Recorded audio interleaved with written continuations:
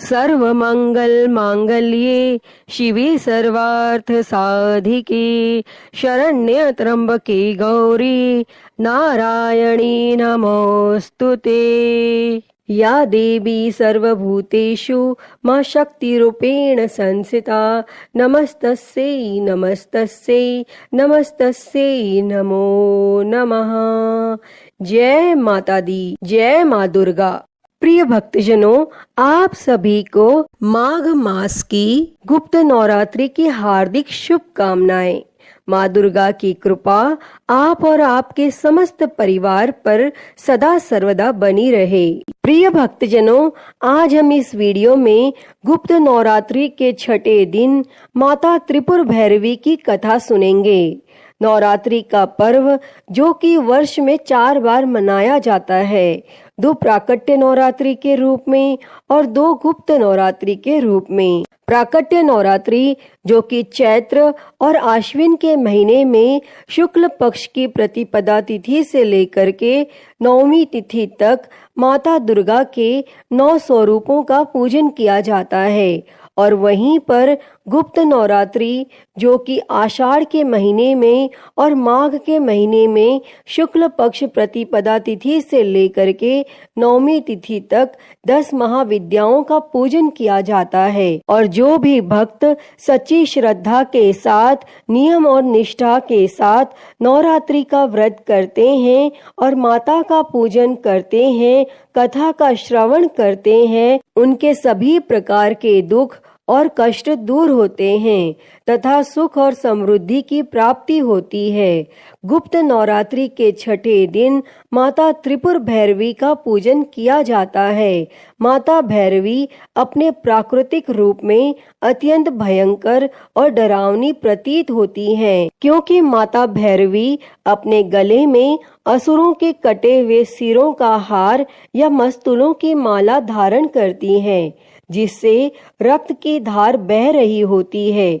देवी का मुख डरावना और भयावह है। भूत प्रेतों की तरह माता भैरवी का दृश्य है। देवी वह शक्ति है जो चाहे दाह संस्कार के माध्यम से या प्राकृतिक क्रियाओं के माध्यम से मृत शरीर को उसके घटक भागों में वापस बदलने की अनुमति देती हैं। मृत शरीर का दाह संस्कार किया जाता है ताकि शरीर को सामान्य प्रक्रिया के हिस्से के रूप में 5 तत्वों में आत्मसात किया जा सके।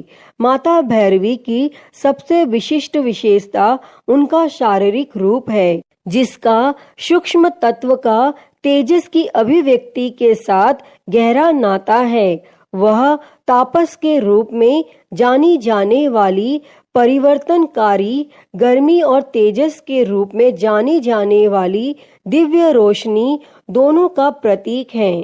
तपस केवल तपस्या का एक रूप नहीं है, बल्कि यह एक ऊंची आकांक्षा है जो किसी के जीवन में अन्य सभी रुचियों और आसक्तियों को ही मिटा देती है। वह जीवन की मौलिक इच्छा शक्ति भी है, जिस पर महारत हासिल करने के लिए हम कड़ी मेहनत करते हैं और मन एकाकी रूप से एकाग्र हो जाता है जब इसे इसके साथ आनंदमय एकता के लक्ष्य पर स्थिर किया जाता है। इस एक चित्तता के लिए अद्वैत का अनुभव संभव है, जिससे सभी नाम और रूप मिट जाते हैं। एक आकांक्षी जो शुद्ध आनंद बनने के लिए अपने मन को खाली करने में सफल होता है, उससे अपना वास्तविक लौकिक रूप प्राप्त कर लिया है। चतुर्खष्टी योगिनी में 64 योगिनियों का उल्लेख है।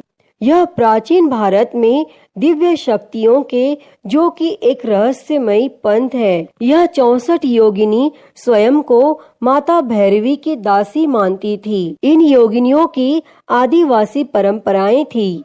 इन योगिनियों को तंत्रवाद से जोड़ा गया था, क्योंकि वे देवी काली और भैरवी की विनाशकारी शक्तियों का इस्तेमाल करती थी। योगिनी प्रकृति के 5 तत्व पंचभूतों पर नियंत्रण करने के लिए शरीर और मन को नियंत्रित करने की इच्छा रखती हैं। यह माना जाता है कि उम्र बढ़ने और शरीर की अन्य प्रक्रियाओं को बताने के लिए महिलाएं प्रजनन क्षमता के माध्यम से अपनी सृजन की शक्ति का उपयोग कर सकती हैं। माता त्रिपुर भैरवी मूलाधार चक्र की अधिष्ठात्री देवी हैं।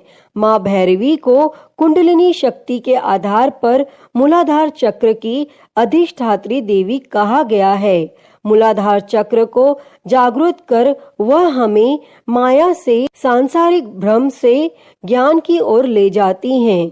माँ भैरवी को संहार की शक्ति माना जाता है। हालांकि 10 महाविद्याओं में कई महाशक्तियां हैं जो विध्वंस के रूप में कार्य करती हैं। जैसे माँ छिन्नमस्ता संहार शक्ति है, माँ काली ब्रह्मांड की सर्वोच्च संहार शक्ति है। माता भैरवी हमारे जीवन में उपस्थित सभी बुराइयों की संहार शक्ति है, जो हर दिन अपने कार्यों में कार्यरत रहती हैं। माँ भैरवी हमारे शरीर की कोशिकाओं को धीरे धीरे नष्ट करती हैं ताकि नई कोशिकाओं का निर्माण हो सके। वे हमारी सृजन की शक्तियों को बढ़ाती हैं ताकि वृद्धावस्था जल्द न आ सके। वे हमारे अज्ञान को नष्ट करती हैं।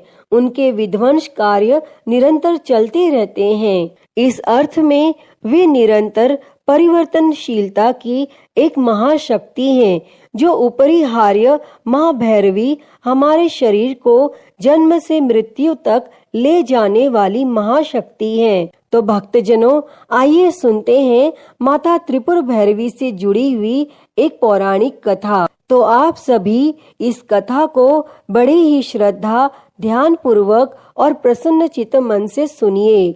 उससे पहले आप सभी प्रेम से बोलिए, माता त्रिपुर भैरवी की जय, 10 महाविद्या माता की जय, सर्व देवी देवता की जय।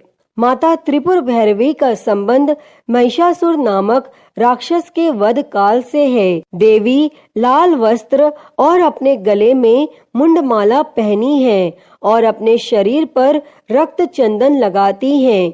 देवी अपने दाहिने हाथ में जप की माला और एक किताब रखती हैं और उनका बायां हाथ अभय मुद्रा को दर्शाता है और वे कमल के आसन पर बैठती हैं। और यह माता त्रिपुर भैरवी ही थीं जिन्होंने 18 भुजाओं वाली दुर्गा का रूप धारण करते हुए उत्तम शहद पीकर महिषासुर नामक राक्षस का वध किया था। उन्होंने महिषासुर का वध देवी दुर्गा का वेश धारण करके किया था।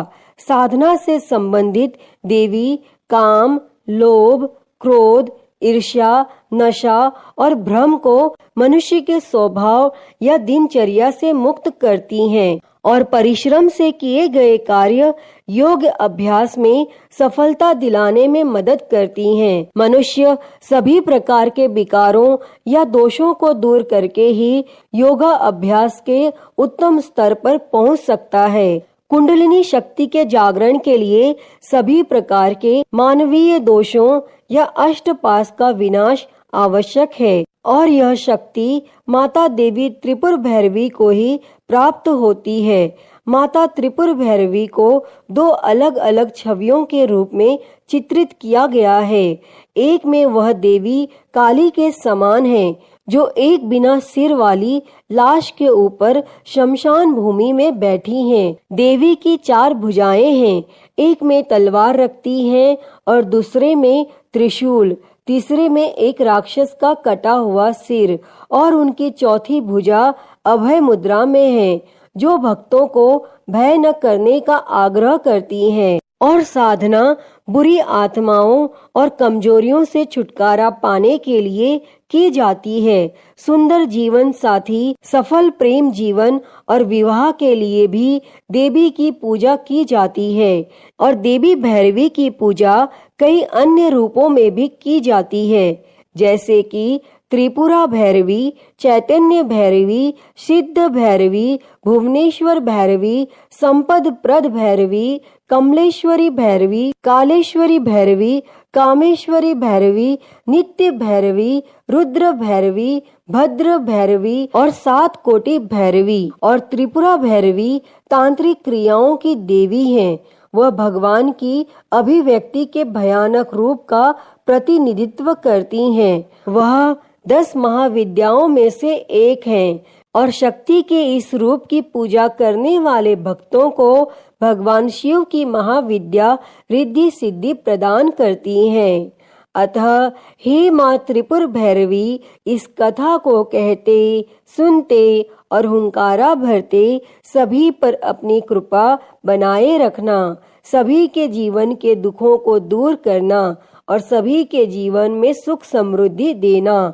तो सभी प्रेम से बोलिए, माता त्रिपुर भैरवी की जय, 9 दुर्गा देवी की जय, 10 महाविद्या माता की जय, सर्व देवी देवता की जय। प्रिय भक्तजनों, तो मैं उम्मीद करती हूँ कि आपको आज की यह कथा पसंद आई होगी और अगर वीडियो अच्छी लगी हो तो इसे लाइक करें, ज्यादा से ज्यादा शेयर करें और कमेंट में माता त्रिपुर भैरवी की जय लिखना ना भूलें और हरिहर भक्ति चैनल को सब्सक्राइब कर नोटिफिकेशन बेल को जरूर ऑन कर लें। हर हर महादेव। धन्यवाद।